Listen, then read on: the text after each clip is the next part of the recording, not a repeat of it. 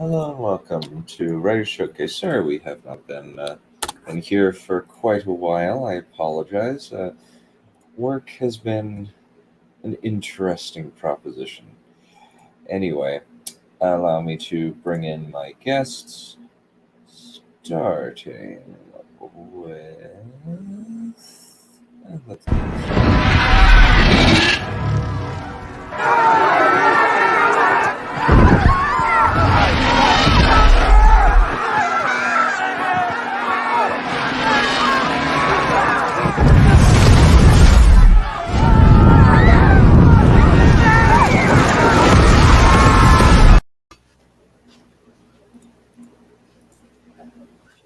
Greetings.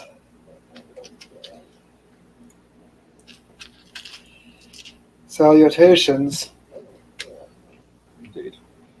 And we have our other friend. Hasn't been on the show in a while, but we're glad to have him back. Fanatec.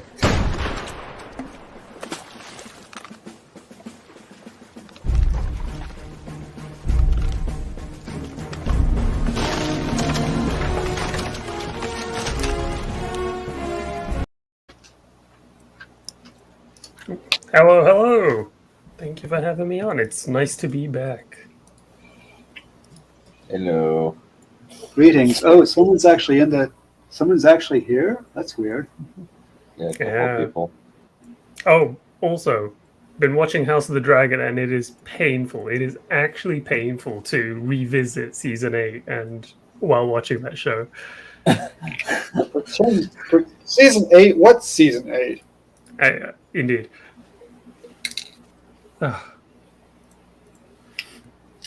Oh, there's a documentary on HBO called The Last Watch, where it's basically a behind the scenes of the production of Season 8, and it is one of the most depressing things I've ever seen. Oh yeah, that one's yeah, the Dragon Demands was covering that. Yeah, he put out a number of clips. Mm-hmm. It is. Yeah.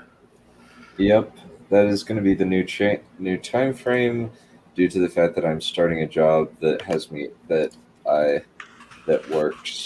working for doing 4 10-hour shifts. For 2 Mondays and Tuesdays, then Fridays and Saturdays. So that leaves Sundays. Yeah, you're triggering White. Keep doing it. It's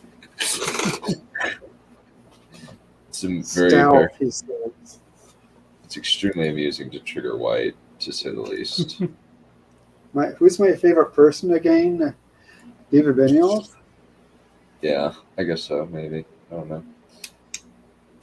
Everyone's favorite person. Yeah. Oh yeah. I glorify his sacred name. Yeah, the great narcissist of our time. Oh, there's a great bit in the Last Watch documentary where yeah. Fair enough. What was it? Oh yeah, so you know Miguel, he's the director of some of the episodes and part showrunner of House of the Dragon. So yes. He shows up. So he directed the Long Night episode, and there's a great bit where they're driving back to, I think, the hotel from the set, and he's saying how, so we have to film at night, and I hate filming at night because it's a fucking nightmare. But so Benioff and Weiss want it to be at night, so we have to just do it at night. It's all Dave and Dan's fault, really. Yeah, that's the correct. Yeah, that's the quote. Yeah, it's like it's all David and Dan's fault, really. There's also a bit where Deborah Riley, I think it's Deborah Riley, is politely trying to say that they're trying to do film quality on a television schedule, and we've certainly reached the limits of what can be achieved, or something worse that fact. basically mean this is not hers, but she puts it in this way, which... Yeah, I think she said we've hit the limit on. We're basically doing like a feature film's budget in a single episode. Yeah, sounds about right. I wish I could kind of forget. Oh, me too. There's the dead chap. Says the scaly dead chap. Yeah. Yeah, I guess the interviewers asked him a question he didn't like, so he decided to get petulant like he usually does. Who did? Benioff, the interviewer asked Benioff a question that he didn't like. Oh, why didn't she see the boats? Like, why didn't she see the ships? Oh, when she was coming around, and he was just like, well, she kind of forgot. Well, it wasn't even that, because it was, by the way, it was while Danny kind of forgot about the Iron Fleet, they certainly haven't forgotten about her. Mm. So it was not even the main thing. It was like a subordinate clause. It was like a dependent clause. It wasn't even the main sentence. It was like, by the way. No, yeah. Stop it, no more. Yes, we will. Look, it kills us, so it has to kill you too. Bother. Fantastic. We have a bard in the chat, Art in the back room. Let me allow him in.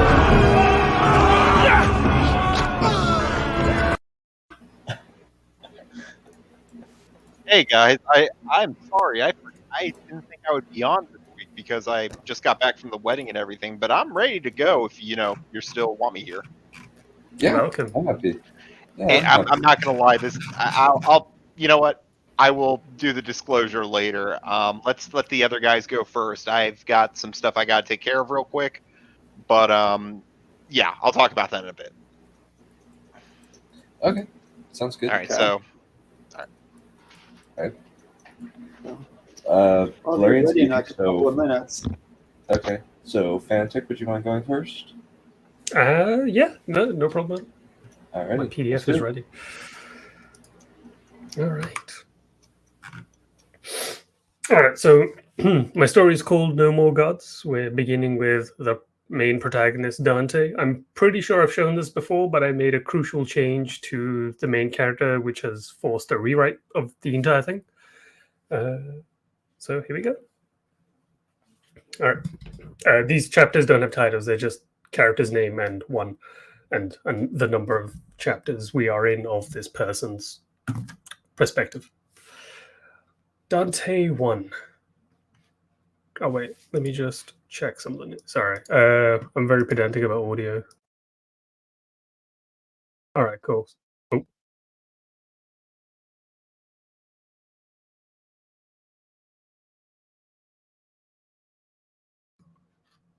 All right. Never mind. Turns out that just... Okay, never mind.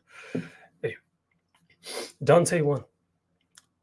There is no such place that a nomad would call home. For a hunter, there is only the dance. The Wolfen, Secrets of the Nomads. His fingers traced the dent. It was gouged about an inch into the earth. The wolf had passed this way, and as he listened to the roar of the rush streaming from the east, he imagined huge, unwelcoming walls enclosing Eldorol, the heart of the kingdom. The aroma of green grass and fertile land enforced a more serene atmosphere than the one Dante had just left. The farm tender's reaction to his presence was less than pleasant, but made worse after several bovines had been slaughtered by his quarry. The metal of his armor and helmet hummed under Sol's light. Underneath, his skin remained dry and somewhat cool.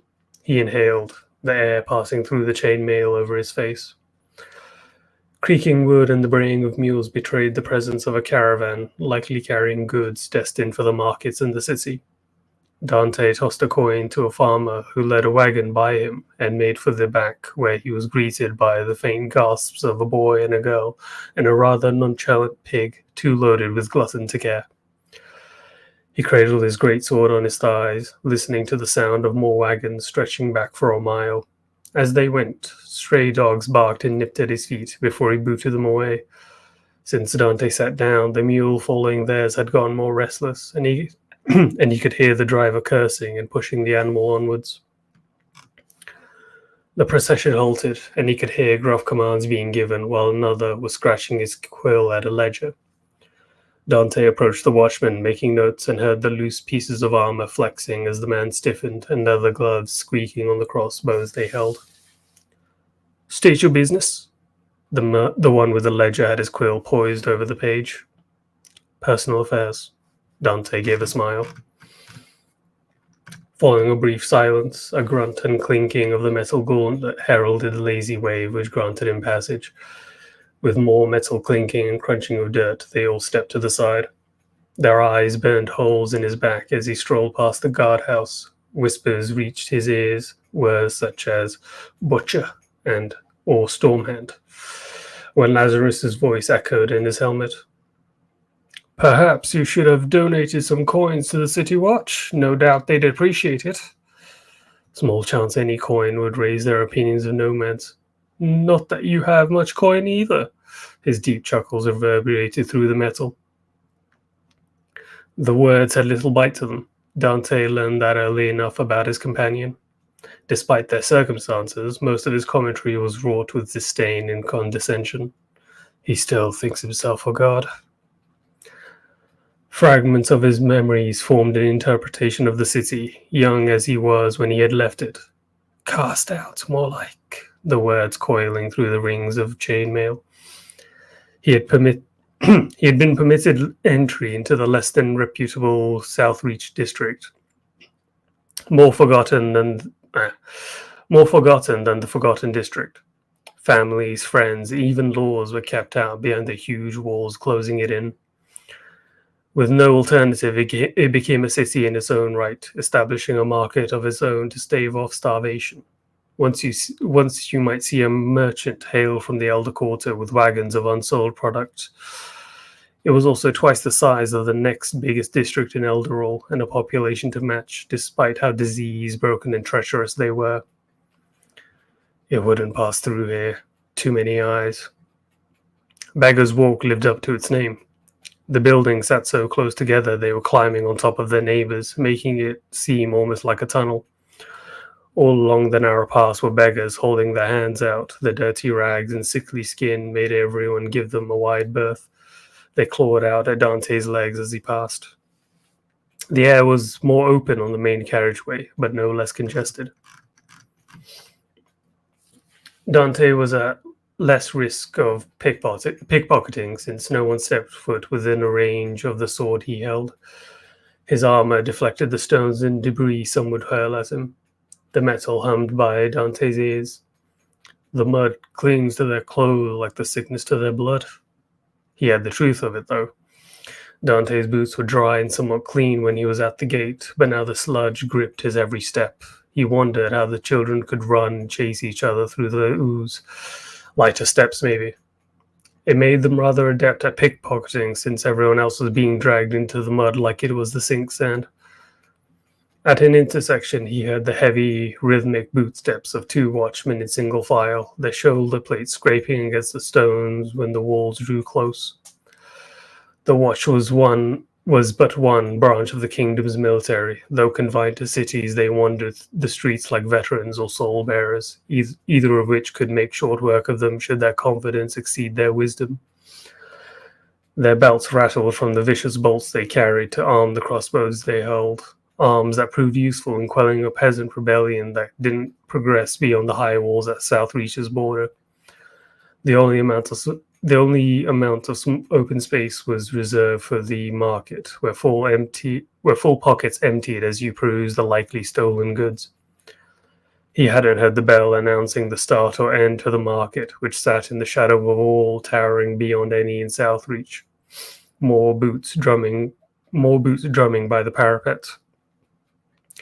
A wide gate, creaking on old hinges, was carved into the wall, allowing various wagons to pass under the portcullis. There were more guards here, and several more in the pass beyond until it opened up into the Iron District. It was more of a tunnel from how most sounds dissipated as you passed through it. On either side of the gate was a poster. Its tattered strips fluttered. A breeze disturbed the chains, the bones within them clicking against the bricks. For all her cunning, Helena Darklin rolled the dice on the watch's complacency and lost. Her family's prize was chains. Only a few skeletal wrists and fading ink on an aging roll of paper were left to remember them by. More watchmen stood guard at the portcullis, assessing those who requested entry and shoving away ruffians at the point of a black iron quarrel. These watchmen would give even less inches of a shit about nomads and others they thought lowlifes.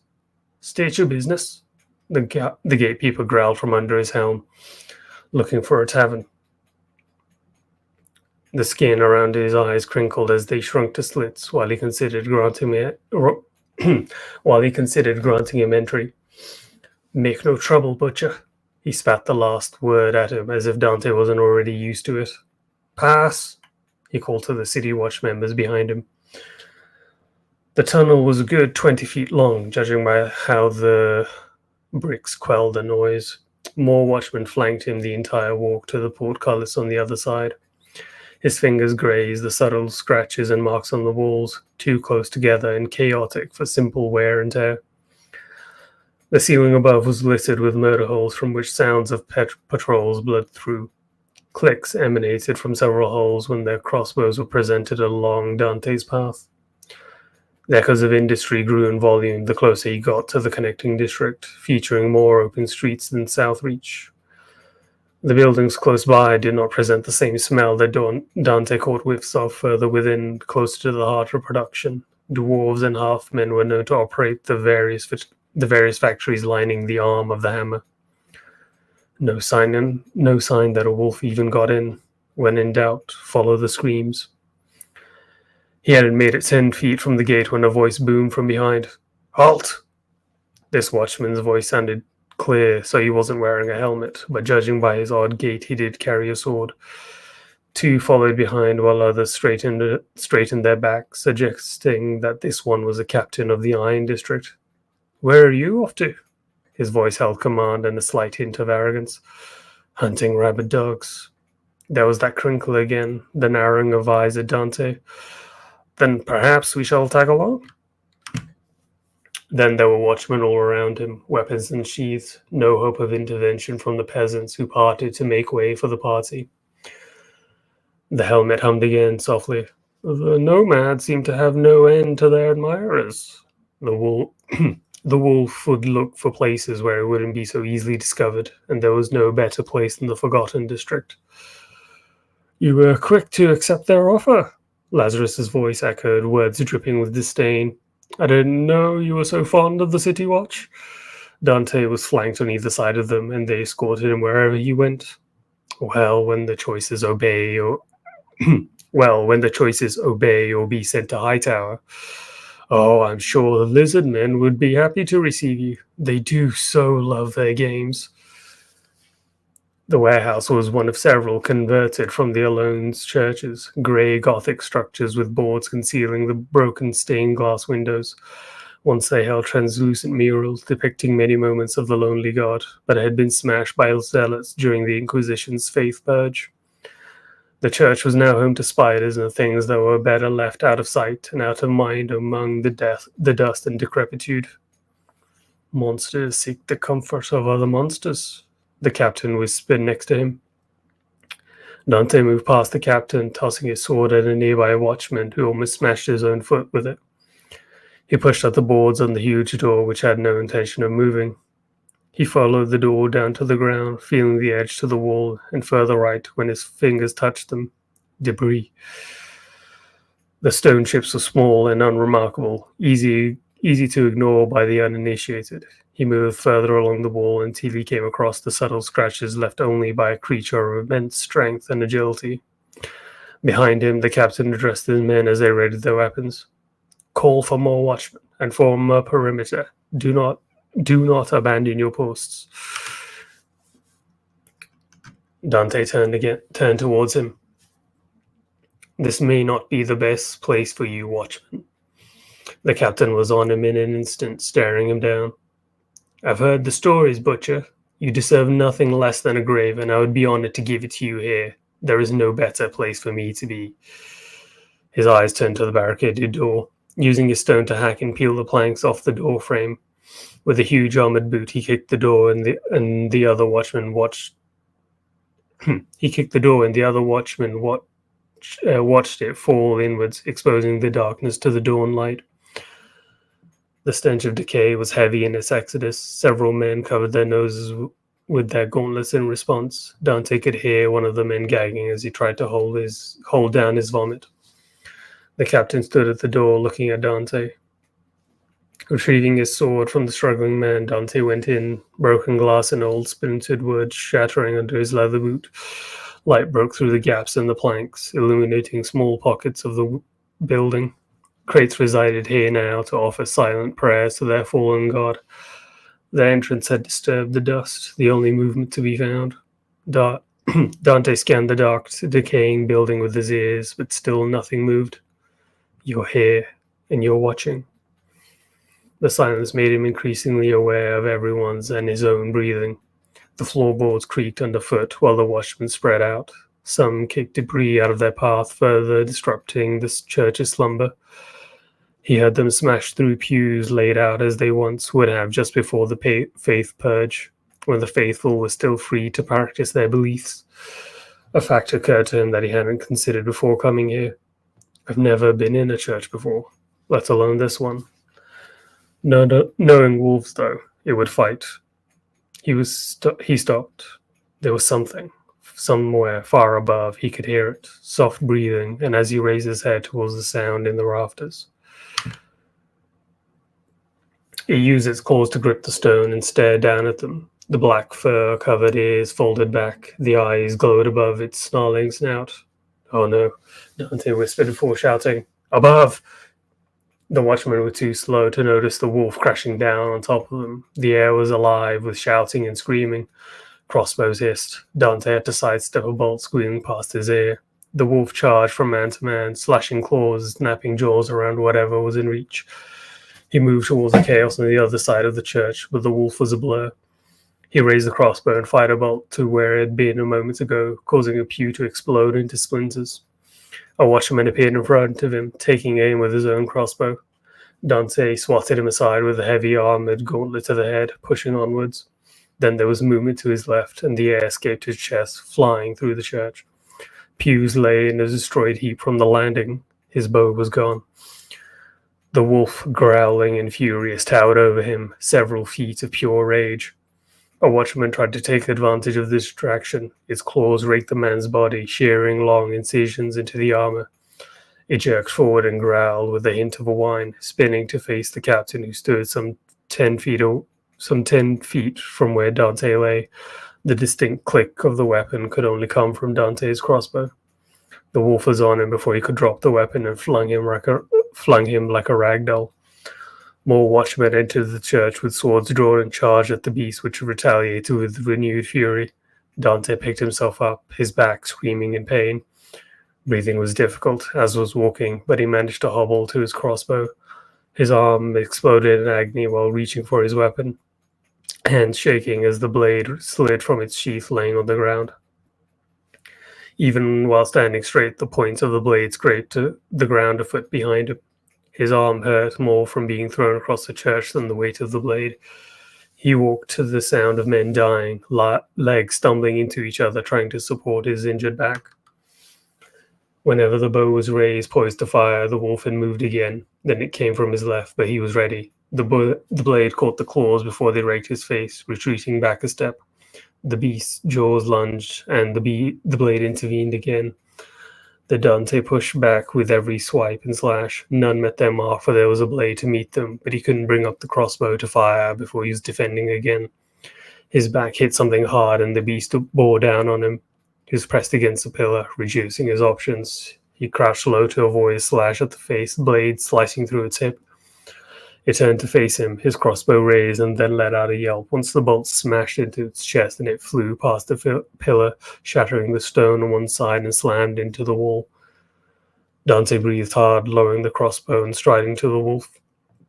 When it saw him, it sounded less like a monstrous creature that had torn through a group of well-armed men.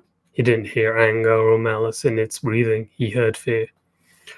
Dante raised the quarrel and it closed its eyes. He fired and the bolt smashed into its jaw, body convulsing from the impact. Air hissed from its nostrils and then it was still.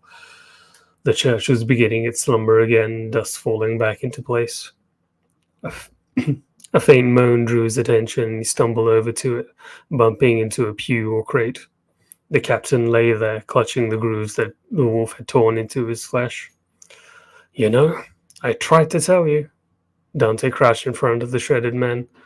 To kill monsters, you need monsters of your own. The captain's eyes grew wide and a glowing palm grabbed his face, the pain too intense to scream. And done. All right, so who had werewolf on the pole or on the sheet? Somebody mentioned werewolf. That's why I'm asking. I wasn't aware there was a bingo card. It's not bingo card out. I can't remember what it's called. All I noticed a lot about this is it sounded like a lot of you use crash a lot in this. Oh, no. And like I said, I was away for a few minutes, so I kind of lost the beginning. But you were using crash a lot, like they're in a freaking kitchen or something. I've only got one instance of crash. I thought I could have sworn I kept hearing crash. I got crash, slash. Okay, so I was hearing the rhyming. Mm. Okay, my mistake. No worries. There probably is some repetition. I did notice one, but yeah. Yeah. Seems very like Shadows over Innistrad type story. At least that's what I saw. Sorry, could you repeat that? Shadows over Innistrad, or like kind of steampunk monster type. Ah. Why do you seem to think kitchens crash? I'm just imagining, because I kept hearing crash. I'm imagining like plates falling off walls or cabinets and stuff like that. That's why I'm saying that. That makes sense. The captain regretting all his life choices. Indeed. Clearly.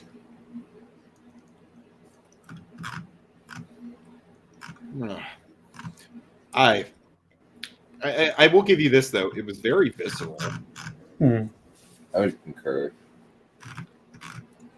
Shall I start?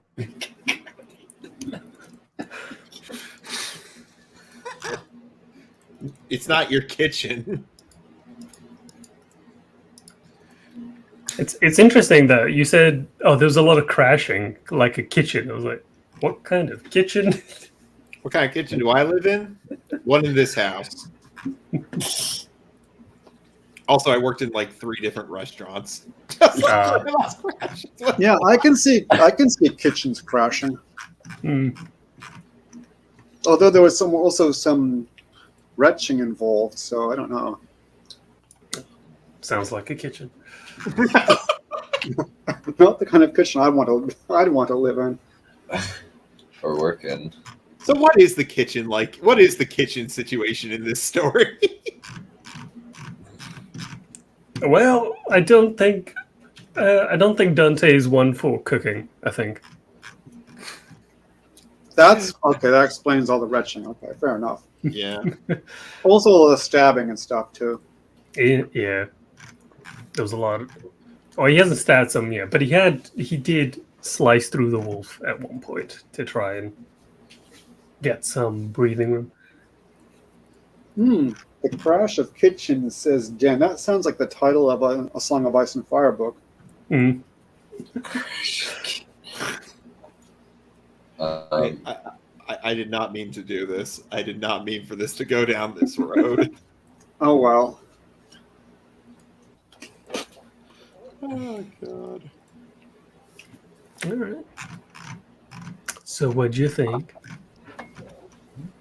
like I said, very, very visceral. I have to give you that. Like, a lot of interesting descriptions, a lot of kitchens. Oh yeah, got to include the kitchens. Can't leave those Yeah. out. The delivery, Integral to storytelling. yeah, the delivery is a little bit monotone at times, except the dialogue Yeah. is good. Oh yeah, that's just my my narration. So I think I'm focusing. Funny, I focus more on the dialogue, expecting there to be more dialogue, but there really wasn't. Yeah, well, my delivery can be a bit detached, so I can't really talk. Yeah. Right. So I don't expect anyone to remember the first time I presented this. Actually, I don't think I actually ever presented this. But anyway, so the crucial change that I made, which warranted an entire rewrite, was that Dante here is now blind. Okay, I Oh yeah, don't necessarily got that. lots of kitchen vibes, says Brightness. Well, that could be because I'm in a kitchen right now. Again, I apologize. Oh no. It's been a week, to put it bluntly. It has been a week. Yeah. So you basically told your girlfriend to go to the kitchen, or she said I'm going to, or did she say I'm going to the kitchen now? Huh? She said, "Let's go to the store. I'll make dinner tonight." Cool. Oh, I What? see. Nothing- Kitchen was on the mind. Nothing you want to, you don't want to step onto that landmine. No, I'm just saying. I'm just thinking that, yeah, that makes sense. She generally likes to cater to certain gender roles, mostly because she enjoys cooking. What? Did you think I locked her in there? Chained her to the stove. That would Actually, be kind of awkward. I mean, how would you? I think Brightness might have something to say about that. well, You don't leave until dinner is made. Oh, I actually have agency, she says. She does. Lies. Women don't have agency. She must not be a woman then, because she definitely does. Done be like, get back in the kitchen. God. Kai skirting the line. Of course I am. Well, the thing is, I just know that she likes cooking. Oh, Dennis says, I liked how when the wolf gets scared at the end, we kind of feel bad for him and the whole thing feels more grim. That is very interesting. Women are real, it's all propaganda. Oh no. Say it ain't so. Oh God. No, I'm gonna- See what you've done, Tarek? What I've done. This isn't even the worst of it. Oh, wow. This is nothing. You want to give an example on that? No. I think I'd rather not. so long. Traditional general. No, it's. I didn't say it. I didn't say it was a good or bad thing. I just know that specifically Becca likes those roles because she's a fan of cooking. Okay, and the trippy lady says, No, I'm an AI. Oh, I am out of it today. That was a very scared no. That was a very scared no. Yes, it was. Pardon me. Oh, Becca and I seem to be in mellow moods today. Thank Okay. God for that, at least. It could be worse. I feel like she you're really- alluding to could something. be- Yeah, they could be Just going on a about long Valerian's history. multiple conquests. No, No, no. We're not going there tonight. So, All right. There's no other feedback to be given. Campolarian, I think you're up. yep. I'm going to have to be very brief because I'm eating. This is my book. Actually, I've read from this story earlier, but that was months ago, maybe years. So this is the quest for Sauron's diary. Available at Barnes & Noble, Amazon.com, Blackwell, and probably a bunch of other places. Blackwell if you're in the UK. A bunch of other places. I don't like Blackwell's. Also, it says by generic fantasy author. Yeah, generic fantasy author, and it's edited by Count Nikolai Balerion. Ooh. Nice page. You make it yourself. It took a long time to do that. Yeah, that's the cover. It was a big screaming hassle making the cover at the Oh, website. no. You misunderstand. I meant the Barnes and Nobles page. You mean the website? Let me be more blunt. I'm saying it's fake. It's not on sale on Barnes and Nobles. It actually is, but you probably have to order it. It's not. You probably won't find it walking into a shop. You probably have to order it. But yeah, All right. yeah. I don't have that technical skill.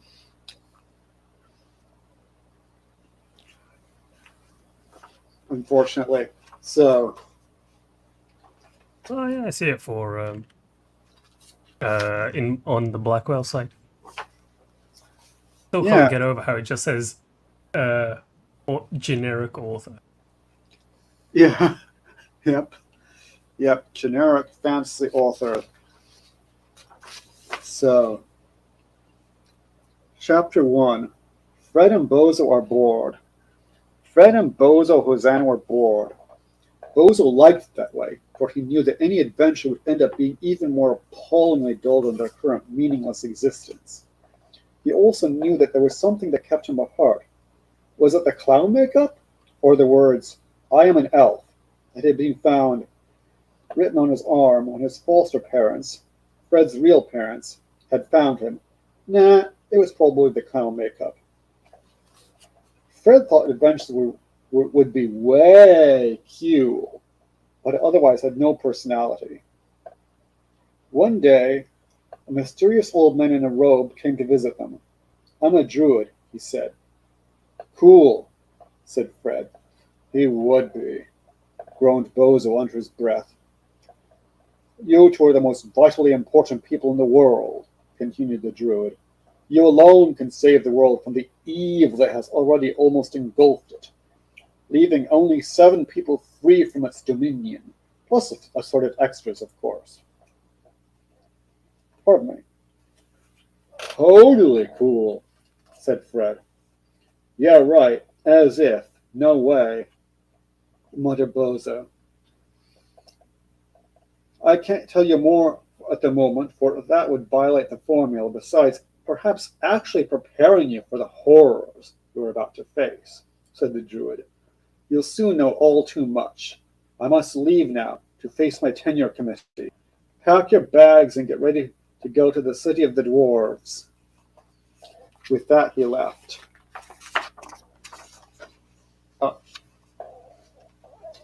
Chapter 2. May as well read Chapter 2 as well. Pardon me a second. So.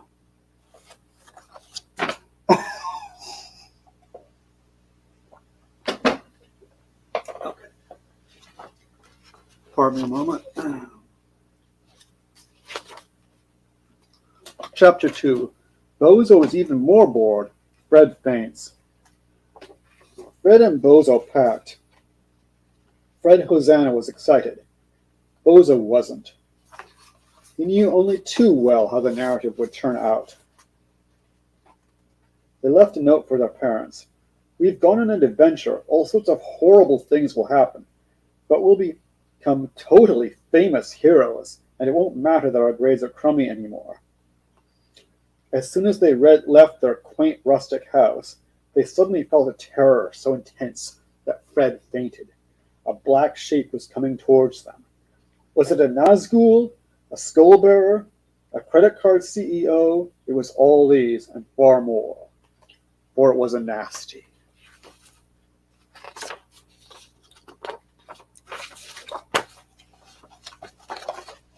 Is this where I'll use my magic? Mumbled Bozo. You don't have any magic, said Fred, recovering from his faint. You obviously haven't read enough of these things, said Bozo. I think I'll take out these apparently useless bits of gravel I stuck in my pocket and throw it at it. Whatever. Works for me, said Fred, as the horror became even more horrifying and came closer and closer. It was ugly and had bad breath, and it was undead and had lots of hit points, and it was made in a sweatshop. Bozo threw some gravel at the nasty, and it ran away crying. Well, got that out of the way, said Bozo. Wow, that was totally cool, said Fred. Whatever, said Bozo. They traveled a while longer, but this part is really dull, so we'll skip on to the bit where they get attacked by highwaymen and get rescued by the bluff-hearted guy. Ho, ho, ho, he laughed heartily, extending an enormous hand to each of the brothers. Well met, Fred and Bozo. I'm Bluff Heartibor. He would be, muttered Bozo. Thanks so much for saving our lives, sir, said Fred. Did you think he wouldn't? Inquired Bozo. Ho, ho, ho, laughed the hearty guy, annoying Bozo immensely by clapping him on the shoulder. I'm to be your guard to the dwarves, or specifically the dwarf Dorkalumpin. Cool, said Fred. The good news is that this guy will probably die, whispered Bozo to Fred. That's not very grateful, reproved Fred. He annoys me, said Bozo, but the narrative requires that we travel with him. Fortunately, the girl should be turning up soon. Which girl? Said Fred Hosanna. The love interest, of course, said Bozo. I wonder which of us will get her. That's one of the few things that aren't predictable in this genre. Ho, ho, ho, laughed Bluff Heartibor. I will spare you the rest of his dialogue. Bozo gritted his teeth. And that's that for now. That was very interesting. It is. Yeah, we do need to make you watch Bill and Ted. That does sound like a good plan. And Fanatic, Yes. did you just say that was interesting?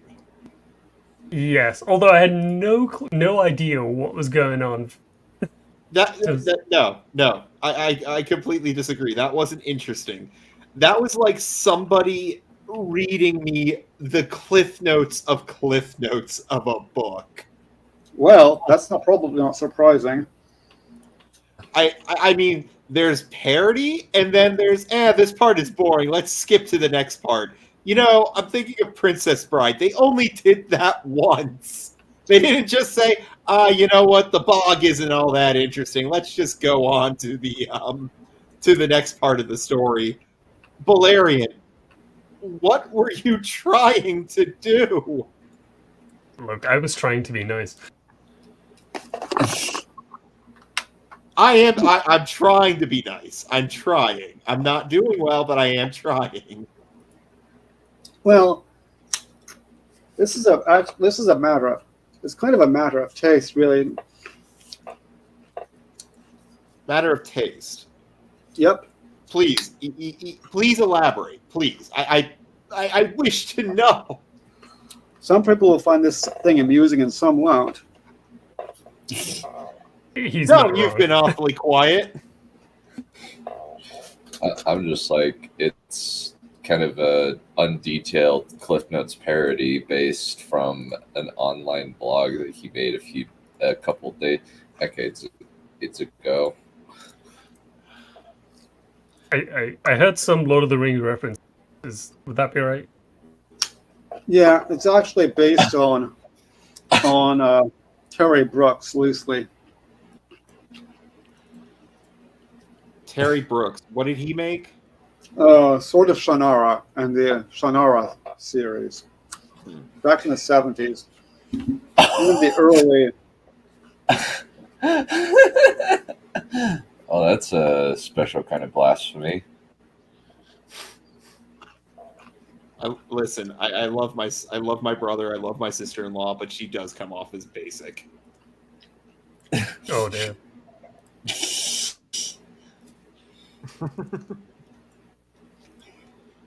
Interesting. That leads me But- to think that we should watch Princess Bride then at some point. Maybe I just need to host like a weekly movie night or something. All I'm gonna say, Valerian, is like always, I leave your story, I don't even know what that was. I leave whatever that was confused and feeling less of a man. Oh, Oh this is a damn. tragic moment in the story, then. It's like a Family Guy skit. It's like a Family Guy cutaway. That's Oh, wow! Dang. my skull. She's wonderful. She's lovely. But oh, that's cute.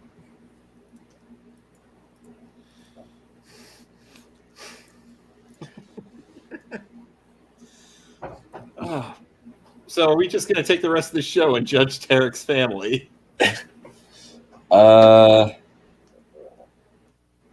Possibly. Hold on. Mom, did you like Princess Bride?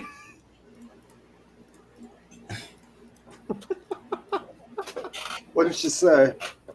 I didn't get an answer. She's probably dead asleep.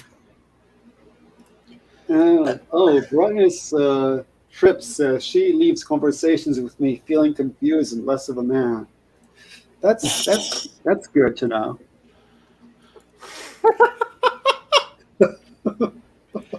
Oh my god. That's actually funny.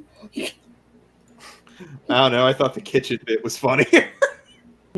kind of led to something just completely insane. All right, done. So what now? She can't hear you. She's further away than me. And I can't hear you. Awesome. Oh my god.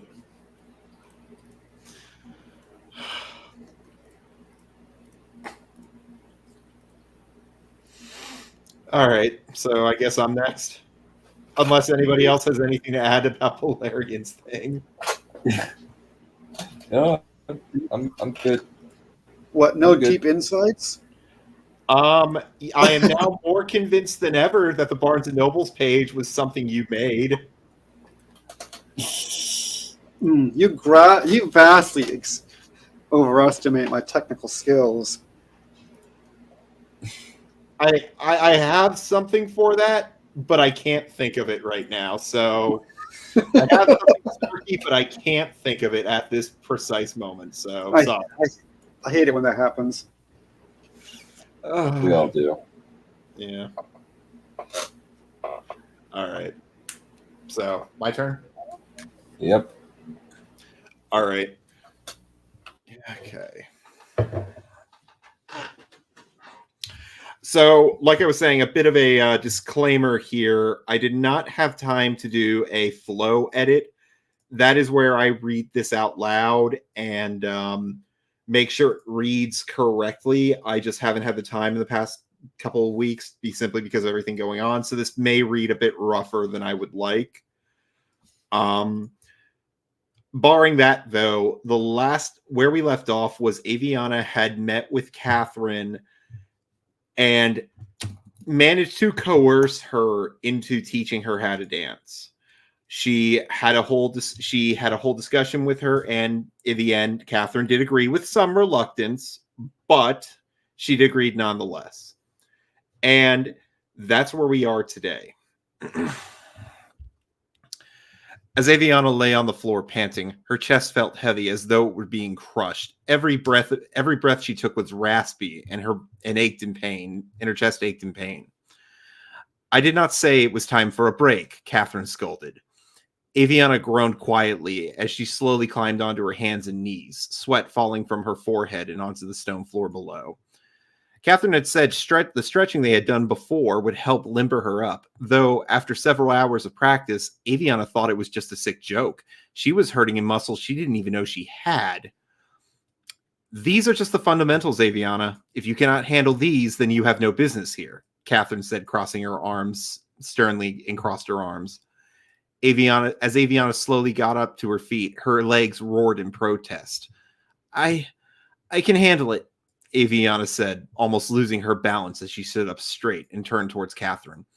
Her instructor said nothing and walked towards the east wall, opened a window, and allowed a cool breeze to blow into the room. Begin. Aviana placed her right leg forward and lifted her left, twirling, then mirrored the movement before leaping forward. As she landed, she began swaying her hips and walking forward before leaping backwards.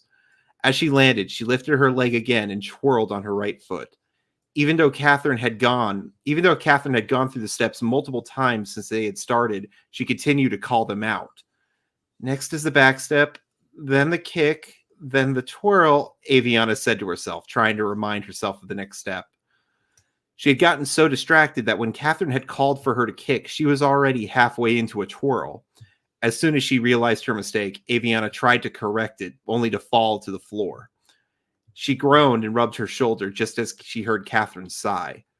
What are you doing? Why were you twirling when you were supposed to kick? Catherine asked, rubbing the bridge of her nose. Aviana frowned and got back up onto her feet and stared at her teacher. I was trying to memorize the steps. Aviana could see Catherine looking a little surprised at her initiative as her eyebrow raised and suddenly lowered. You don't need to memorize them yet. Just do as I tell you, Catherine barked.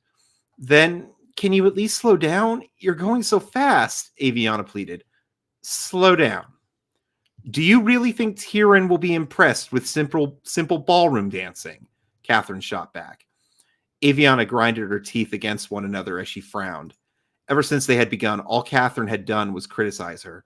In a way, it was similar to what Silas had done when they had first met, but where he was showing what she had done wrong, Catherine instead just opted to criticize her in a much harsher way. One more time, Aviana said, taking her position. Very well. Catherine responded as she began clapping her hands to a quick rhythm. Twirl then mirror.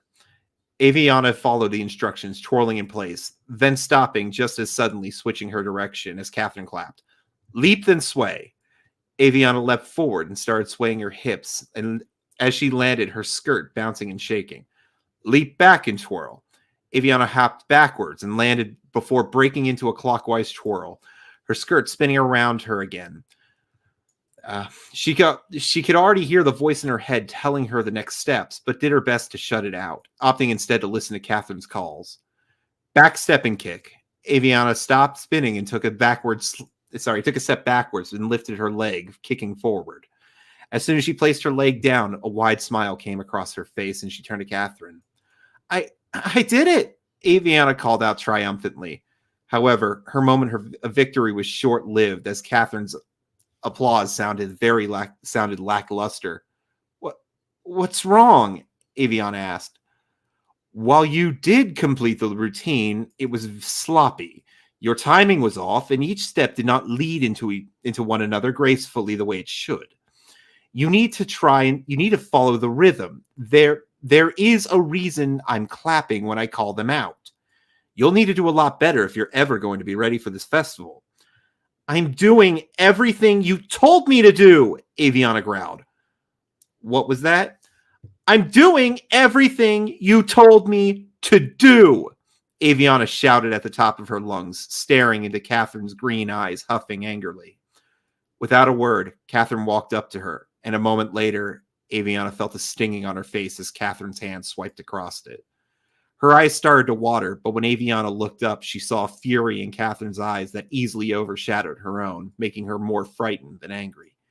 "You never speak to me that way," Catherine said, her accent the strongest it had been all day. "The only reason I'm here is because the only reason you're here is because I was kind enough to teach you. If you ever disrespect me like that again, our arrangement is off." I'm sorry, Catherine. I didn't mean to lose my temper," Aviana whimpered. She could see Catherine's expression softening slightly, almost in pity, as Aviana wiped the tears from her eyes. "Dance is not something anyone can do without practice," Catherine said, her voice softening. "It is something that must be practiced until the mind and body have it memorized, every movement down to the second it is needed. Every routine even a routine as simple as this, is only deceptively simple." Aviana nodded, her heart slowly calming down. Then can you please show me what the routine is supposed to look like?" "I have already shown you what it looks like," Catherine replied. "I know, but you showed me how to do it in steps. Can you please show me what it looks like when it's all done together?" Catherine sighed. "Very well, but only once. Now stand back." Aviana nodded and took the spot next to the window where Catherine was previously standing. She watched as Catherine stretched out her legs before closing her eyes. Suddenly, she leapt forward into a twirl, twirl on her right leg, then her left, her ruby skirt fluttering like a flower in the wind. When she finished twirling, she began to hypnotically sway her hips before taking a step back and kicking her left leg. As soon as her leg came down, she spun into another twirl so fast that her dress looked like a rose in bloom. Once the twirl finished, she stepped back, but instead of doing the kick as Aviana had been instructed, she did a backwards flip and landed on her feet. Aviana couldn't resist clapping, her applause echoing throughout the empty studio. "That was amazing! How did you do the flip?" Aviana asked excitedly. "Years and years of practice," Catherine said with an almost blush-like smile on her lips. "Moves like that are difficult and dangerous. You must be both flexible and balanced to perform them correctly." "How do I become that flexible?" "Lots of practice and much more intense stretches than what we did warming up," Catherine answered. "Well, can you show me some of those stretches?" Aviana asked. "I suppose I could show you a few," Catherine said with a devious smile on her face. As soon as she saw Catherine smile, Aviana's enthusiasm quickly disappeared. 5, 4, Catherine counted. Aviana let out a loud whine as she used her hands and feet to hold herself up backwards. She could feel her arms struggling to hold her up as they wobbled under her. 1. "All right, you can stop now," Catherine said, doing nothing to hide the amusement in her voice. Aviana sighed in relief and fell to the floor like an old dog. Before they started this new round of stretches, only her legs hurt. Now every inch of her was throbbing in agony. "Not as easy as it looks, is it?" Catherine teased as she stood over her. "I didn't think learning to dance would be so painful," Aviana groaned. "If you think this is painful, then you wouldn't have survived in my village," Catherine replied with a genuine-sounding laugh. "The only time you were allowed to rest was when the sun was merciful enough to set." Are you serious?" Aviana questioned. "Sit up. I want to show you something." Despite her pleas, Aviana slowly sat up and looked Catherine in the eye. "Dance is very important to the people of Kavlin. To be a dancer in our country is one of the highest honors and carries much responsibility. We would practice every day until the sun set or we collapsed, unable to continue. We would do this each and every day until we had mastered every step from beginning to end," Catherine said as she lifted her dress, revealing her feet. Both were scarred with cuts and marks that appeared to run deep in under her skin. Even her toes appeared to be warped at weird angles and misaligned. This is what the feet of most of our dancers look like. So I want you to imagine how much pain you'd be in right now if I was training you in the same way I was, Catherine said before lowering her dress again. I'm sorry, Catherine. I didn't know, Aviana said solemnly, but still shuddering at the sight she had just witnessed. Dancing may just be a means to an end for you, but to me and my people, it is one of the most important parts of our lives. I understand. I want to learn. I really do. I'll do whatever it takes for you to teach me, Aviana said, looking Catherine firmly in the eye. A genuine and somewhat friendly smile crossed Catherine's beautiful face. Good. Then I think we've done enough for the day. Now, before you come to work this evening, I want you to wash up and make yourself presentable. You are to come to the Scattered Star just before sunset so I can explain what your duties will be while working with me. Aviana nodded. What kind of clothes should I wear while working there? As Catherine looked over her, she noticed that Catherine's eyes were drawn in particular to the various stitch marks and noticeable holes in Aviana's shirt. A clean shirt and pants will do fine. You don't need anything too nice since you'll be mostly cleaning tonight.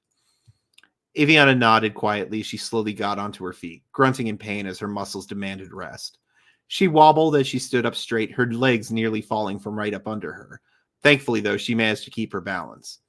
As she steadied herself, she caught sight of Catherine's feet again. Catherine, can I ask you something? Very well.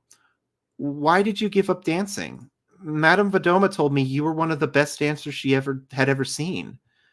It couldn't be because of your feet. You're still dancing. You still dance beautifully, Aviana said, trying her best to sound polite, but found herself sounding more like a foolish child. Catherine's smile dropped quickly from her face, and sadness took hold of her. That's something you don't need to know about, Catherine said solemnly. I'm sorry, I was just curious, Aviana said carefully as she edged her way to the door. She could still feeling the slap mark on her cheek. I'll see you tonight, she called out before quickly escaping out the door and into the street. And that's it for this week.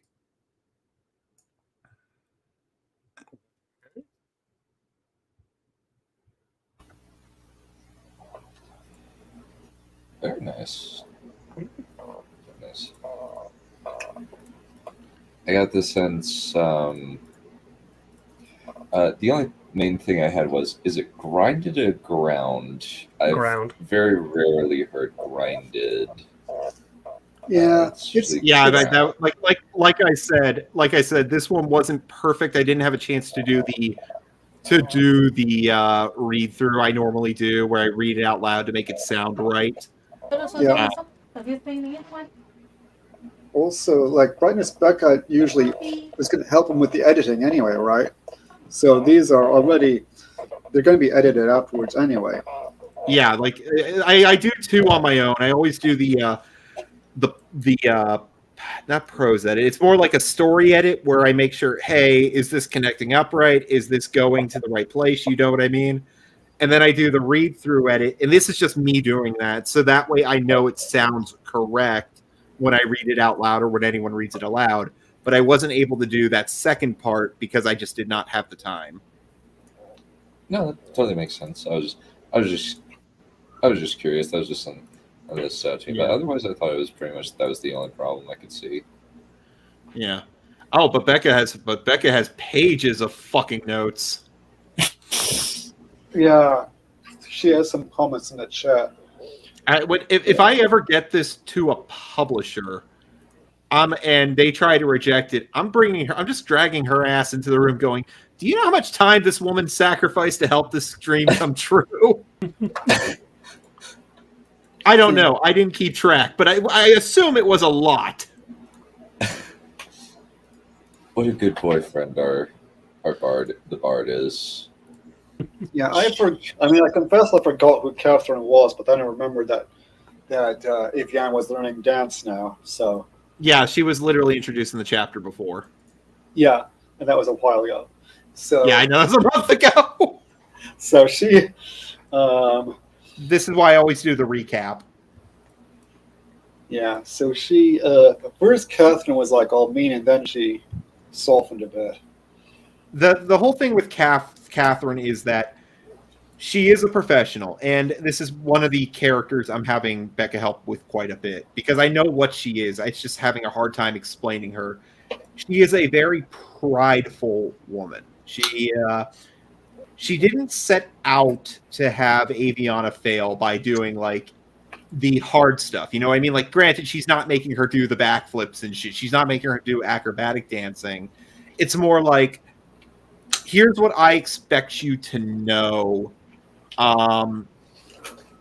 Lord, she kind of has a baseline she expects Aviana to know, but she's also not exactly looking to help Aviana all that much. She's a bitch. She starts out as a bitch, but you kind of find out why she's a bitch. You know what I mean?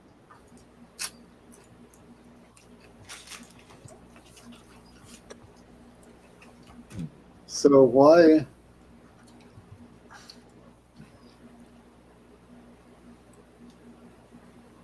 Go ahead. So why is she a B blank again? I forgot. Sorry. The real reason why she's a bitch, and there's an obvious reason why this isn't touched on in the chapter, is because, in truth, she really didn't want to teach Aviana at first. Aviana kind of won her over, but now there's the rest of that battle. Just because somebody gives you a chance at one point doesn't mean you get to stop trying. You get what I mean? Like, you still have to maintain that baseline or at least get above it. I apologize. Like I said, it's really hard to get my words out right now. I'm so fucking tired. You have to meet certain standards. There's a certain standard that she has to meet. Yeah. Okay. Yes. Thank you. And to be honest, there is kind of one of the things I meant to kind of work on here, and I just, like I said, didn't have the time, is that Catherine wasn't trying to directly make her fail, but she wasn't going easy on her either. She was trying to scare her to get her out of it. You know what I mean? It's more like a matter of, if you can't handle the workload, then leave. I have no time for you if you're not going to try. Fair enough. I'm not that what? I'm not That that to do with fat. anything? What's that to do with it? I have no idea.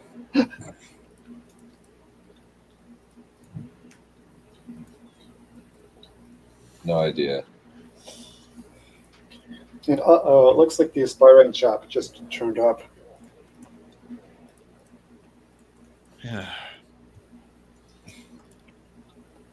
Always a pleasure, aspiring. Always a pleasure. Maybe for you.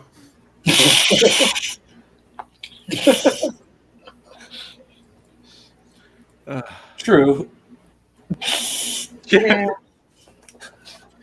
But despair, Count. He says, despair.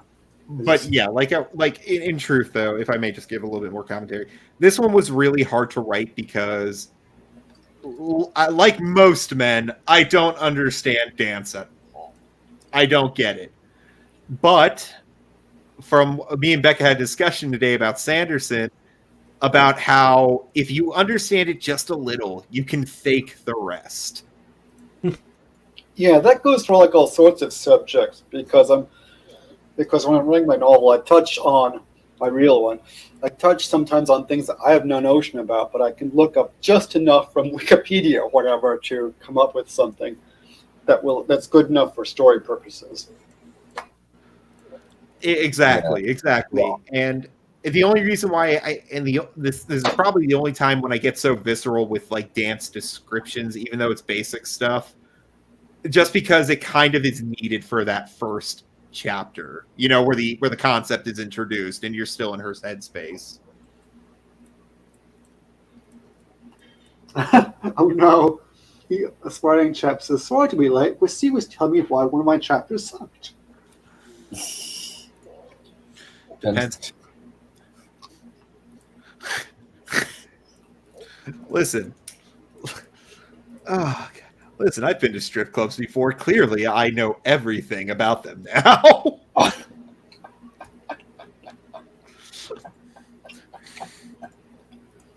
I know where the dollar bill goes.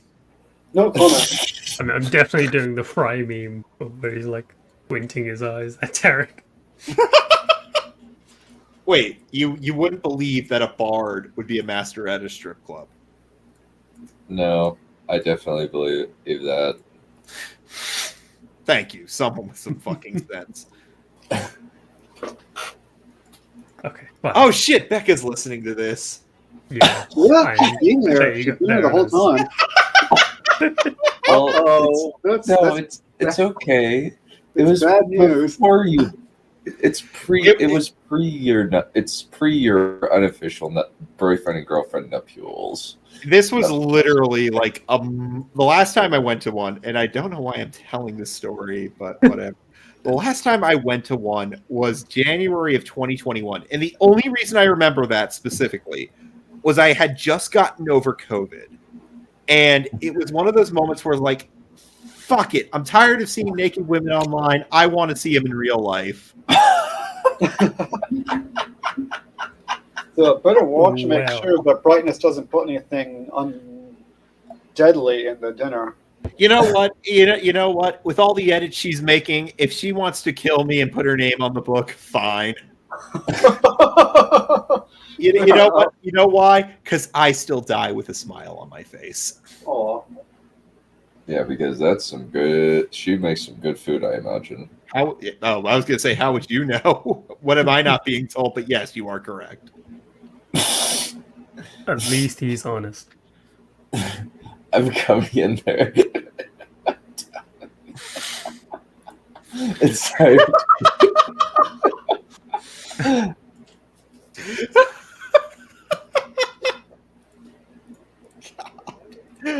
I kept half expecting the door to be slammed open for all the amiibos I have to just fall to the floor. Oh no. Ah. We're gonna hear a It's- second voice on his mic. Oh, here we go. Here's the domestic violence. Garrett is it's getting hard no, to hear put you. down- put down the You're punch. kicking yourself. There's Oh, that's the sound of her hands around his throat. Street Fighter. Street Fighter. Is that a chap or a lady? I'm guessing chap. It's getting harder to hear you from the hole you're digging yourself. I'm coming there in a minute. I'm telling you. Harder, harder. Oh, God. I have no idea what's being said now because I don't. Oh no, I see. Yeah. Oh no! No comment. Kill it. do I hear sounds of kissing on the other end? You couldn't have. I just muted the mic. Wait, That was concerning. that was not confirmation. Just to let you know. This is a mistake. I should These shades Yeah, of you love. really. I really should. I'm gonna go back to cooking. Bye. Love you, sweetie. Also, hi, Codex. Bye. We heard you across several states. Says Aspiring Each Shot. Yeah, but that was for Atric. I don't know who that is. I don't know. Some rando. All right, so I don't know whether that was a sitcom, a suspense movie, or a horror movie, but it was a thing that just happened live. Apparently. Done. How do you not have more viewers with shit like this going on? This riveting conversation. I legit have no idea. I couldn't tell you. Maybe the viewers are all terrified and run away screaming. Well, Aspiring and Trip is still here. And Oh, they've got and that popcorn. Ryu from Street Fighter. They're Oh, not I think they exactly typical, though. expect this at this point.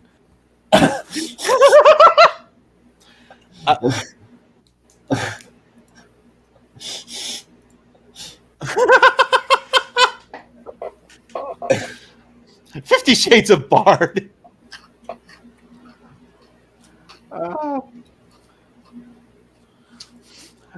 I would pay to see that movie. Oh, The all right. You know what? I can do that. Gonna need to do some research though. no comment. Just Who's enough doing for you the? to. Out of curiosity, who is going to be providing said research. No Oh. comment. Well, actually, unironically, my family does work. Not does work, but does. One of my family members does promotional items, so we're actually on good terms with the owner of a strip club. Unironically, Interesting. That is not something I would have expected to hear. Interesting. well, I mean, it's a promotional company. My family member does it for a lot of different people. Like, there just so happens that there's a lot of strip clubs in the area. Hmm. Okay. Also, I think the owner is a good friend of the guy who owns it. Of the business. The owner is the owner is good friends of. Hold on. Say that again. I'm having Oh, trouble yes. wrapping my head around that sentence.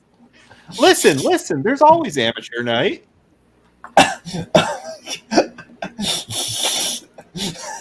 Do not eat your dinner. Do not eat your Gentlemen. dinner. Gentlemen, just know, if I die tonight, I die a man. Oh. Oh no. Love you, sweetheart. There's inspiring music in the background. It's a funeral procession. No. It's that meme of the guys dancing with the coffin.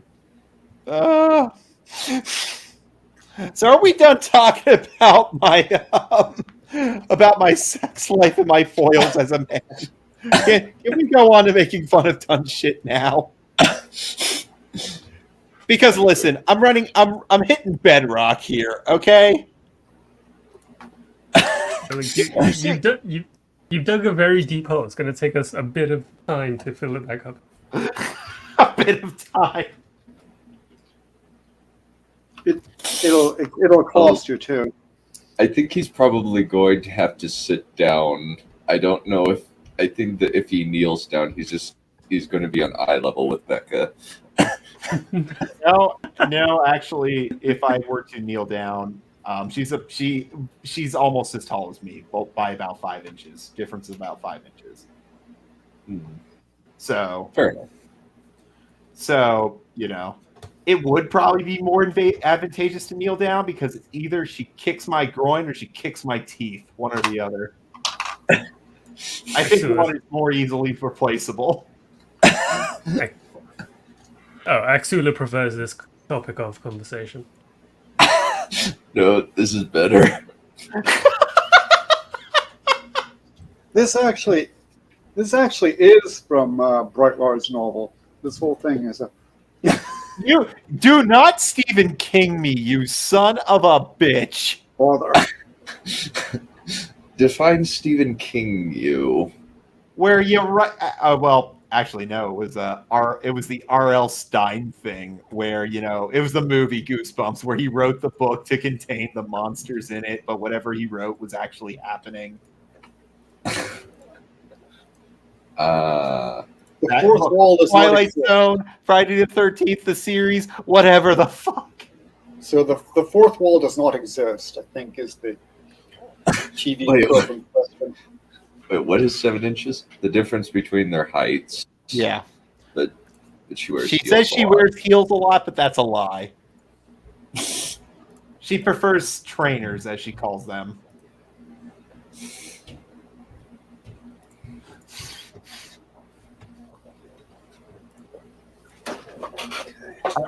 You know what? It's only appropriate. Our relationship started with Dun Server. It ends with Dun Server. Get your mind at the gut. Everything ends with done server. It all ends. Just like Game of Thrones. No, No. she's Misa-sexual. Get out, you bad boy. It's my house! Get out. No, I don't. Like, get out. No, I live here. I also wear boots.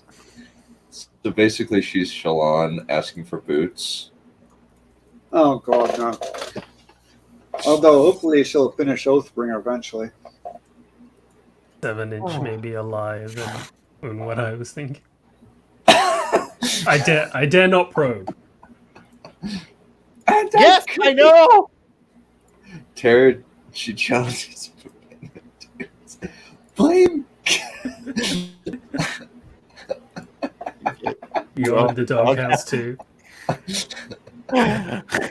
No, we got rid of the dog like 6 years ago. Now all there is like a back lot. Oh my. That wasn't even appropriate. Oh no. Oh no. Now that triggers me because it reminds me of Joan Borman's script.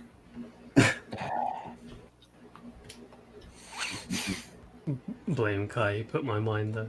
It would have gone there anyways. All right. In all truthfulness, I thought I heard my door open and my head swung around so fast it should have broke my neck. Bother.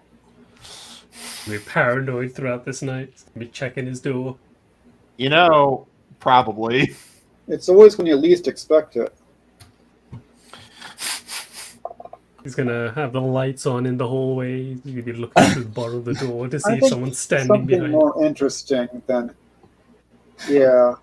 dumping in a pool. I think something more interesting. Are we done here? Because I can't keep digging. The shovel broke. The shovel Okay. broke. Oh, that's bad. I told you no dying. I see the Lucas, stage has been set. For the love of Christ! Come on, now you're the one not helping. Look, you've already dug your hole. I'm just giving suggestions. You know what? I would be the ideal fucking celebrity. I start off by going, yes, let's talk about my latest work. To, all right, well, how you fucking recently? Oh, well. So No. essentially, Oh, well. how the questions end up going is Anyway, how is your sex life? Everything always ends up there eventually. I think it's more fun when Gary we with the involuntarily steer the conversation in that direction. So the aspiring chap says she's going to bury you in the pool. Oh boy. I don't know. I think something. Pools are kind of banal. Balls in it. I was thinking she would attack him with a rolling pin or something. This isn't the fucking Flintstones. I'm glad to hear it. No. The Flintstones would at least have dinosaurs. Oh, Forces him to watch Twilight. That would be pretty awful. We're watching Howling tonight. the hell is howling? Old werewolf movie, actually supposedly really good. Huh. Yeah, I've heard about Howling and eventually, but I've never heard it. Yeah, I've been wanting to watch that for a while. I just haven't had the opportunity. Yeah, I am now familiar with the origins. Trip. Oh God, I hated that thing. You made a bigger mistake than Becca ever could have. Yeah, she lost a bet. She played against me at Call to Adventure and lost, and therefore I got to make her watch The Room. It doesn't come across from the screen, but I actually love this man. I'm not going to kill him. Oh, Look, I think she's trying to scrub the evidence here. yeah, yeah. She's going to get deniability now. Yeah, but if you watch Trilogy, at least you get to watch this. It's not worth it. It's not worth it. Those are real movies. Oh, there's a restaurant around the corner from my work, and I chanced to look up on one of their shelves and saw the Twilight books next to the 50 Shades of Grey trilogy just on the shelf.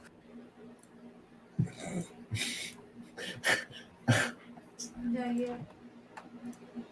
Good job.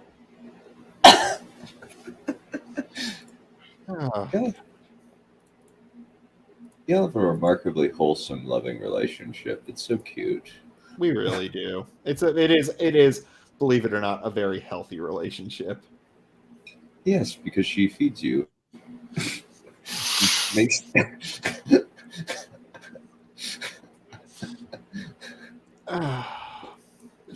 Can we move on? Yes, we can move Thank on. Oh. Wait, I thought the whole point I'm not allowed to watch other women twerk. I guess the assumption is the She-Hulk isn't your type. Not that one. That's for sure. She-Hulk isn't anybody's type. Not that one. I find the green kind of hot. I didn't need to know that. I beg your pardon, sorry. I did not need to know that. That was No, disgusting. I think the floaty CGI is a big turn off. Anyways, like I was saying, can we move on? I'm getting dinner's almost ready. I'm getting hungry. No, I'm just letting the entertainment play out. Is this going to be one of like Aspiring's clip shows? Probably yes. Oh God.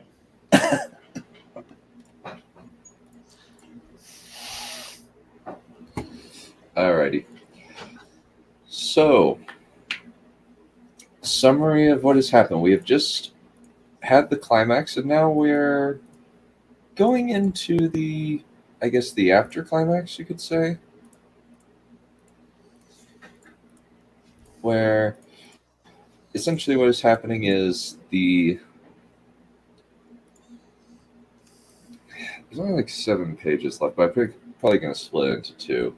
So basically, the High Priestess has now been rescued from the giant. The Giant King is dead. Problem is, there's an army of giants still around. What are they going to do? And we also have... No, go for it. Oh, quick question. What story is this? This is Night of the Abyss. Okay. Let's see what else has happened. Let's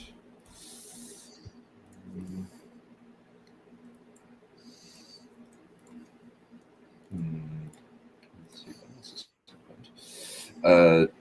There's been let me see, summarizing. We're nearly at the end, which is kind of one of the things.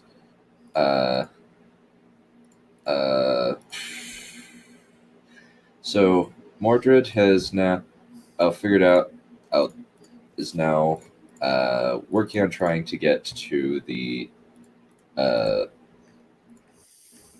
trying to get back home. The problem is there's an army of Elder Ones that, or at least a group of Elder Ones that are working on trying to get it to take him down. And now we're kind of checking in on them.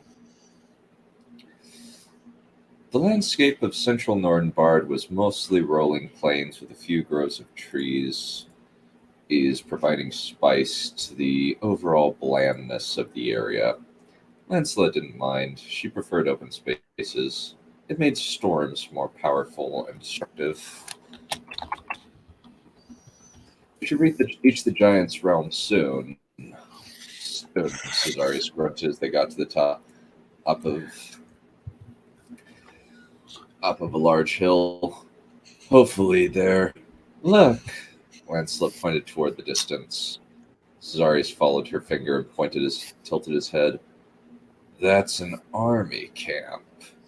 He summoned his blade and leaned the strange triple-tipped sword against his shoulder, a circle of metal ringing the tips shimmering in the sunlight. Ours?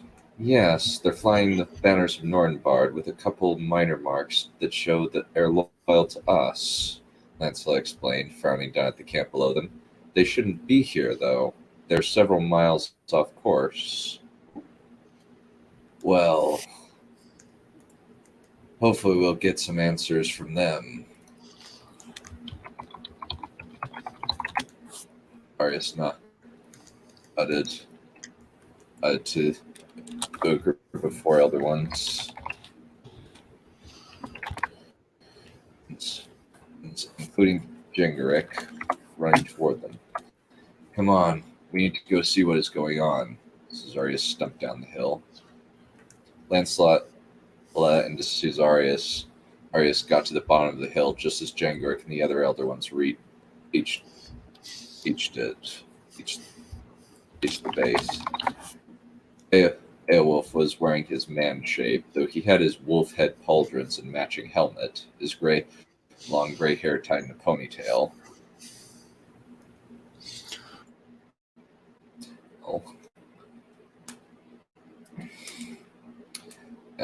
A double-bladed battle axe on his back.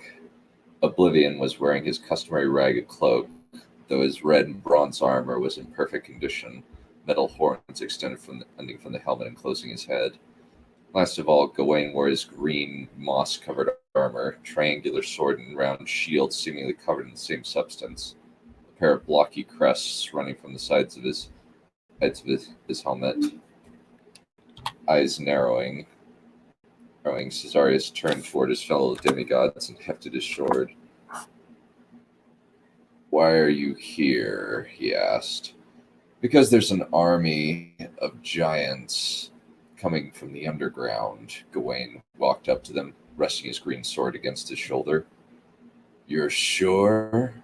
Caesarius asked, frowning at the larger elder one. "It would be difficult to find someone of sufficient height for Gawain. To match Gawain. But they had found a man who was over 7 feet tall to provide the host body." Caesarius had once been of such stature, but Prince Alfar had only been 6 feet tall at the time of his death. "I ran all the way here once I saw them opening the gates and beginning to emerge." Gawain squared up to his slightly shorter fellow. "Do you doubt me?" "No." Caesarius' voice was calm, though there was a trace of animosity there. Likely that his old height was gone, while Gawain was as tall as he ever was. The trade-off had been they'd found a random peasant who'd been built like an oak tree, while Caesarius had been placed within a powerful noble's body. "All right," Lancelot summoned her spear. "Get the men ready. It appears that the time to reveal our powers has come. Master Gadianton will not be pleased about this. He wanted to keep the Elder Ones to return a secret, but Mordred is putting us in a bad position." Gawain and the other Elder Ones nodded and ran off to prepare their men. "It's Mordred," Caesarius growled, slamming his sword into a nearby rock and splitting it into two. "Again, he attempts to foil my efforts." "Unfortunately, I believe you are right." Lancelot leaned on her spear and glanced toward the mountains. "I imagine that our brother has killed Jormundir, or maybe just rescued the High Priestess and caused quite a stir doing so." "He is no brother of mine," Caesarius snapped, clenching his fist and following her gaze. "He betrayed us." "No, I did." "Well, once we know where he is, I will know it. I know exactly how to draw him to us." Lancelot hefted her spear and slashed the air experimentally. "For now, though, we've got an army of giants to play with." Gathering her power, Lancelot pointed her spear at the heavens and began forming a massive lightning storm. "It's time to show these barbarians just how powerful we are," she declared. Despite a distance of at least a few hundred miles, Mordred could clearly hear the thunder of battle far away from them. For a moment he considered turning toward whatever was happening, even shifting Breeze's head toward the sound. Then he paused to consider how far away it actually was. "What is it?" Maeve asked, eyes concerned as her gaze darted around. "Is something chasing after us?" "No." Mordred closed his eyes and listened carefully. "I can hear the sounds of something large in the distance. I think the army of giants has run into another force, likely a Northern Bard army. And despite my limited knowledge of the geography, they're coming out of the main entrance to the underground kingdom, roughly 500 miles away." "You can hear that far?" Laviarda demanded, almost tumbling off Wrath's back. His guard drew her sword and glared around. What are you going to do? I don't know, Mordred admitted. We've been moving in the opposite direction from the battle or march, depending on whether battle has been joined. I'm still recovering from all the damage done to my body, and I'm not sure whether or not I can even stand up to the horde of giants that will be coming after us. Based on the march time, the army that Prince Alfar sent to help with the cultists should be near here, Kara said, sword still out. What do you think? Go back? Mordred thought for a moment. He could consult the compass, but something inside of me told him that he should study it out in his mind and not use the device as a crutch. How likely is it that Prince Alfar might have been replaced, he asked. Based on the orders, it's pretty likely, Carr confirmed. There's also the fact that Mordred raised a hand and pointed to the sky in the distance. Look, he said. 3 women followed his finger, 3 different faces having the same expression writ large. What the? Kara whispered, letting her sword hang at her side as the storm of lightning began coalescing out of nothing. That army has at least 1 Elder One, Mordred said calmly, though most of that was a front, and he cut off as the vague light of a rain of fireballs descended from the sky along with 3 massive lightning strikes. At least 2 Elder Ones, he amended. So that army is our enemy? They're my enemy, at least. Mordred rubbed his chest, trying to get some of the ache out. I get the feeling they don't need my help. If anything, it's the giants that need help. You're sure? Laviarna seemed unconvinced.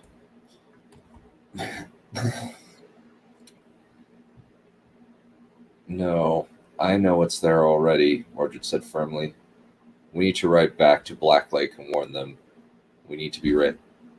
We have to be ready for whatever's coming. Carr nodded.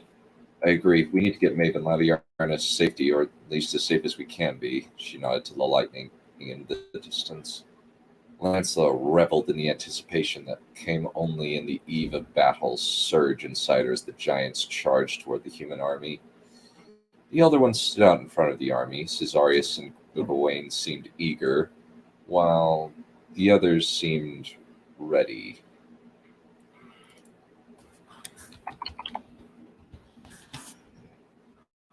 She knew that the anticipation would rapidly turn to glorious fury, but for now, let's let herself enjoy the appetizer before the main course.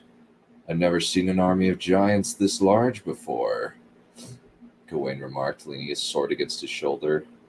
Doesn't matter, Caesarius grunted, holding his sword in a loose 2-handed grip.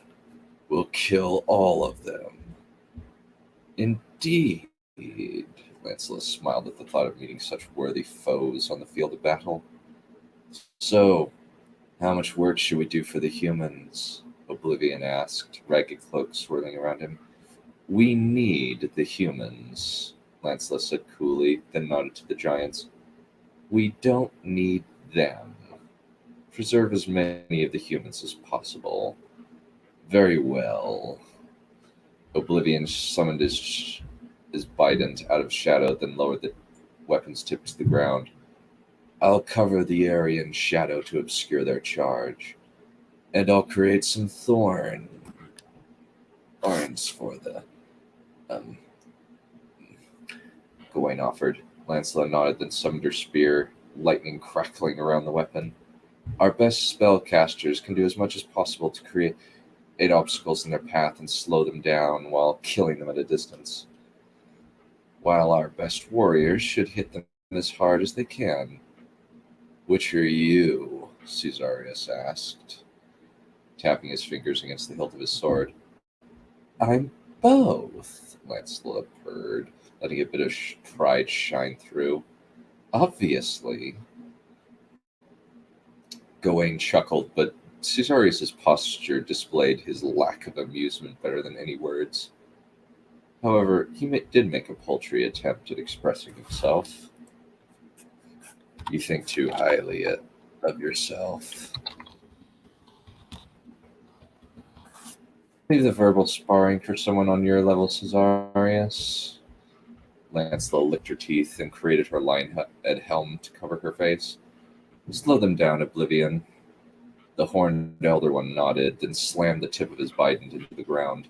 A cloud of darkness surrounded the giant's front ranks, but Lancelot could still see through the shadows to the charging behemoths beyond. Once the darkness was complete, Gawain extended his hand and made a fist. Thorny branches and vines shot up from the ground and grasped onto the heels and arms of the charging giants. Screams and cries of pain echoed from the darkness, sounding almost like music to Lancelot's ears. Discordant, badly composed music, but music nonetheless. Before she could give the command, Gengaric attacked, the Fire King's burning sword slashing through the air and creating a rain of hellfire and fire that fell upon the giants. Despite the branches catching fire and suffusing the giants, the darkness remained as impenetrable as ever. Ready to have some fun, Caesarius? Lancelot made her tone deliberately and exaggeratedly coy. Caesarius shrugged and rolled his shoulders back. It's just work, he grunted, voice somewhat bored. Suit yourself, sourpuss. Lancelot nodded to Beowulf and Gawain. Time to let the dogs out. Beowulf nodded and growled. The wolfman's unnatural strength, combined with a large curved blade, made him a good pairing with Gawain in creating vines to shoot up and strangle the giants. Blade dripping black rock, Beowulf howled and charged, Gawain close behind. Gengaric, take control of the humans, arrange the pikes in front and the archers behind. Lancelot spun her spear through her fingers, eager to finally let loose after so long in the shadows. Gengaric dashed off to carry out her orders, body language displaying frustration that he wouldn't be in the thick of the fighting, but he did what he was told anyway.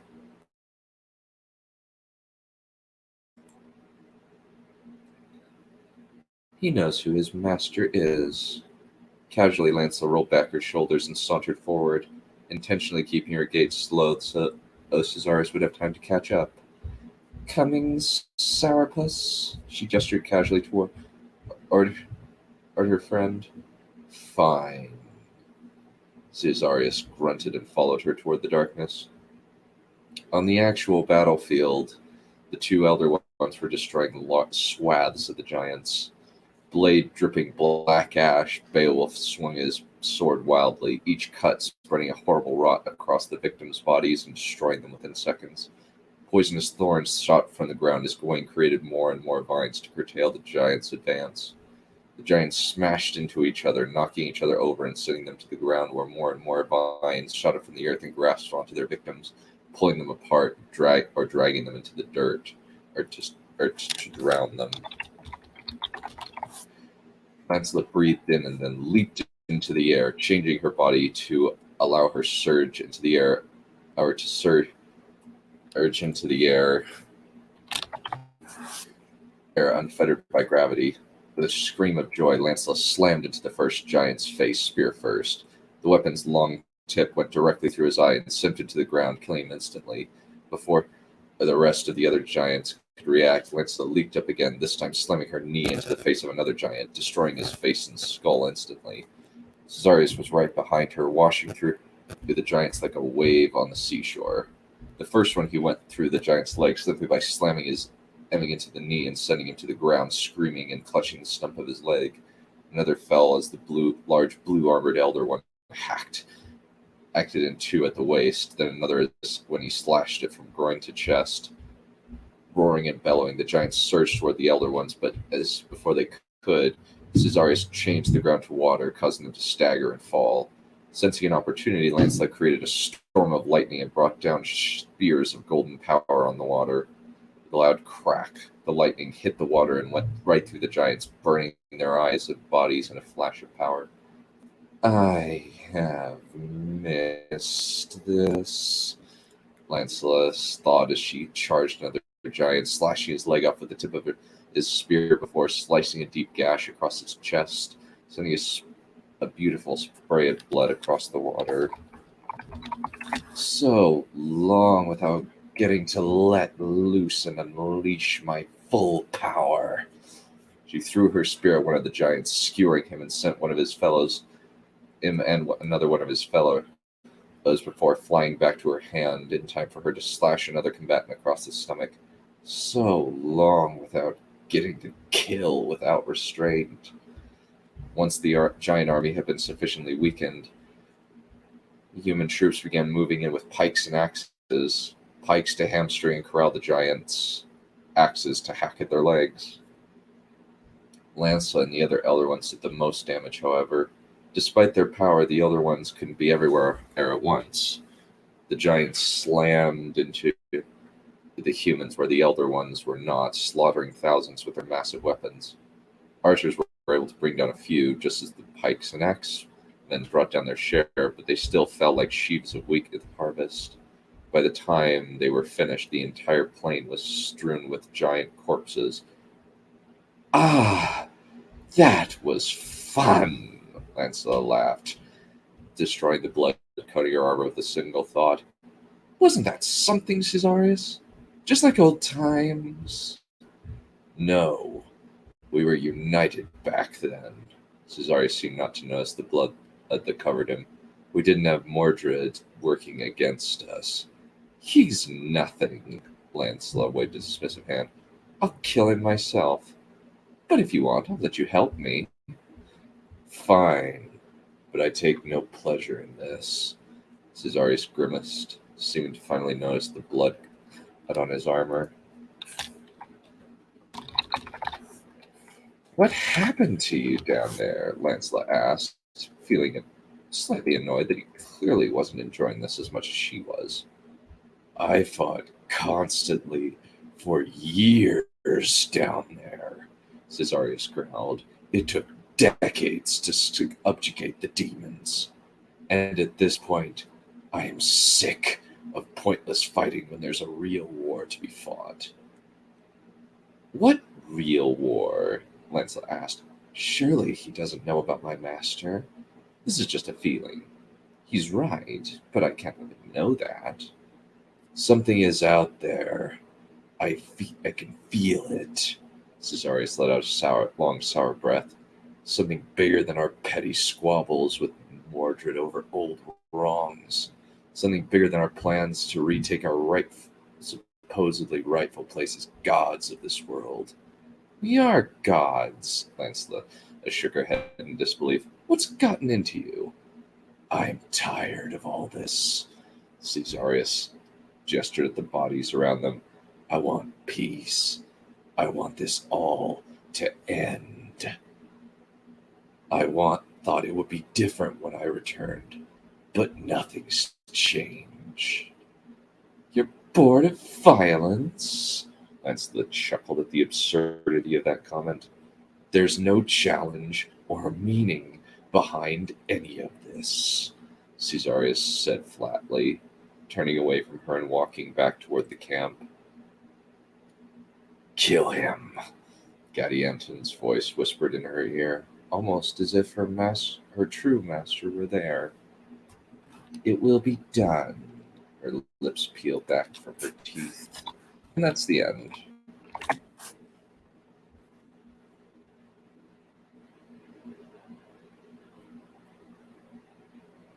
Very nice.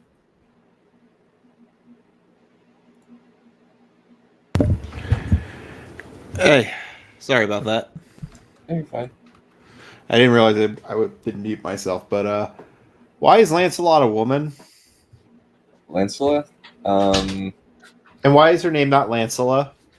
Because it's not really really a King Arthur story. I'm just stealing names. Okay, fair. I thought you were doing like the fate thing, where all of a sudden Arthur's a woman for whatever reason.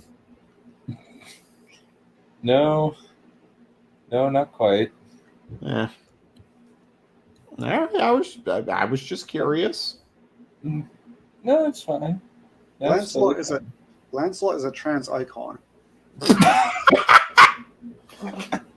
All Yeah, right, like Robocop. Valerian. All right, I'll give it to you. That's the funniest shit you've said all day. I'll give it to you. Yeah, My blushes. not quite. I'll finish it next.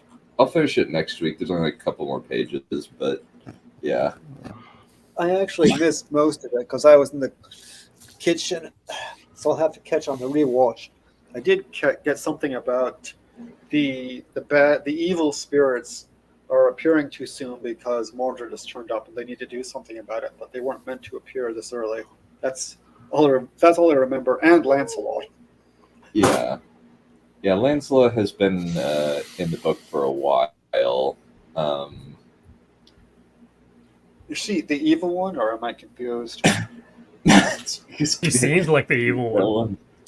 No, elder ones don't have sex. And the Arthurian myth has already happened, technically. Mordred already killed Arthur and put somebody else on the throne. After Boris Johnson. After Arthur killed Guinevere. Oh boy. And It's then, like an Arthurian tale with a twist. yeah. What, Well, Boris basically- Johnson is king? Oh dear. Yeah. Yeah, essentially what happened was a bunch of angels. Yeah. Yeah. Yeah, that's her name.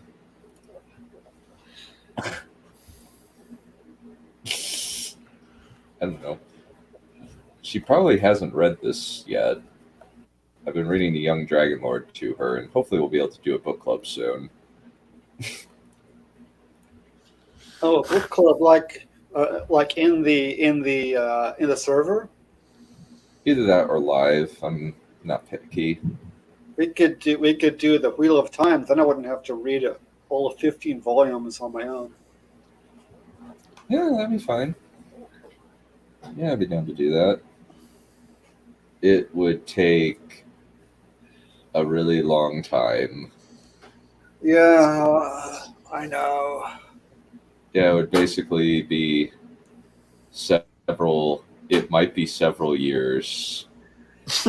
Authors these days are into hyper long for some bizarre reason. Well, this is kind of the series started in 1990 and finished in 2012-ish. Wow. And there's 15 books in it. Only after the guy fucking kicked the bucket. Yeah. Pardon me. A Memory of Light. Yeah. Oh, yeah. Sorry, I was incorrect. It came out at the very beginning of 2013. So it took 23 years to finish, but there are 15 books in the series as opposed to A Song of Ice and Fire, which is 17 years old and only has 4 books and 2 world books. 5 books and 2 world books. But the books are long books. Yeah, they are. So are these books. Do you think George R.R. Martin was just hoping his audience was stupid enough for it to take several years to finish his shit? Well, Robert Jordan took only 2 years to make each of his books. So Yeah, but Martin's last one came out in what, the early 2010s? Yeah, 20 2012, I years. think. 2011 or 2012. He's hoping we'll kind of forget. 13 yeah, years it's TV show July. and a spin-off later. Well, so to explain, I have been considering. I've been reading the Young Dragonlord to Trip, and I'm considering making it a regular thing and kind of experimenting. She gets to talk about what she thinks of the book, ask me questions, give me feedback, criticism, that sort of thing, and kind of I'd be happy to just do a book club and kind of just talk, and as well as theories and stuff like that. All right. That might be interesting. But a book club, I'd have to figure out times.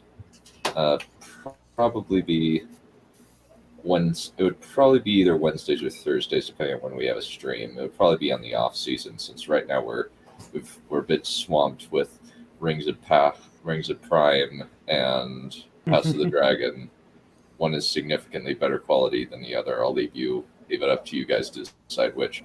I'm gonna be Obviously, the ring one is because it's like because It's Bezos Lord has of the no money. Rings. yeah.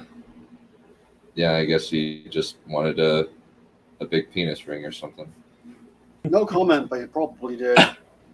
Actually, probably not so big. No, really, no comment. Anyway, any thoughts on it before we conclude? Very Seemed ominous. decent enough. High praise from the bard. Yeah.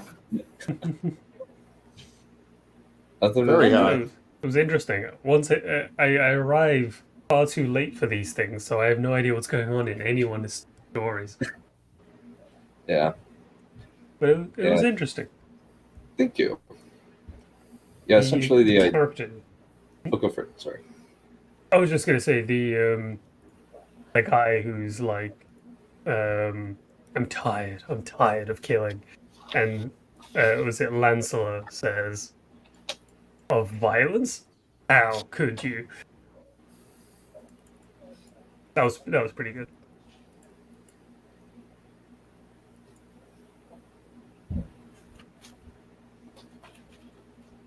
Yeah, I very much kind of made her a little bit kind of cartoony, but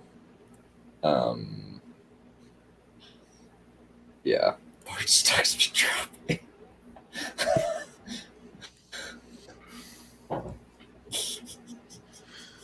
Well, don't worry. Stocks are ultimately driven by value, and Becca holds his value in very, very high regard. So I don't think the stocks are going anywhere for soon. Oh, God. I am not. Well, I mean, I am a commodity. There is no denying that. Oh, thank you, Raptor. Alrighty.